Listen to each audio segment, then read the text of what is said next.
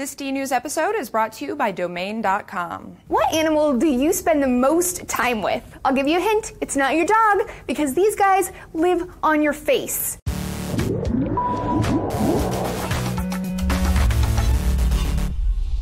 Hey everyone, Lacey Green here for D-News with an update that makes my skin crawl, or things on my skin crawl, I'm not really sure which. We already know that there's all kinds of microscopic things in and around your body, and everywhere really. Fungi and microbes and bacteria and viruses. But a new study published in the journal PLOS One has now found that this long list of tiny things includes mites. Two species of mites, to be specific, Demodex folliculorum and Demodex brevis, which are relatives of spiders and ticks. These little guys have made a cozy life living, eating, sleeping, and having sex in your pores. That's right. Sex may in fact be happening on your face right now. On the bright side, mites don't release any waste until they die, so their fecal facials are a little less common. Unlike past research, which found mites on about 10 to 20% of the population, this new method of mite exploration has found mites on 100% of people. In the past, scientists would peel off a piece of tape from your face or scrape off some of your sexy nose oil to search for the presence of mites. This method is flawed though, because they're in your pores, they're really hard to find, and they're also unevenly distributed. Maybe you have a colony living in your cheek, but your mom has them in her chin. The newer, more reliable method of mite exploration involves similar sampling methods, but now researchers are looking for mite DNA instead of the mites themselves. If you're starting to feel itchy right about now, just remember that the mites are fairly harmless, well, in most people anyway. They have been linked to instances of rosacea and blepharitis, or inflammation along your eyelashes, but that's about it. So how did this widespread infestation happen? Scientists aren't quite sure yet, but we do have a few clues. One, the older you get, the more mites you have. Two, mites have been found on almost every animal we've tested them for except for platypuses. Really random. 3, some animals have more mite species than we do, some have less. And 4, the two species that occupy our pores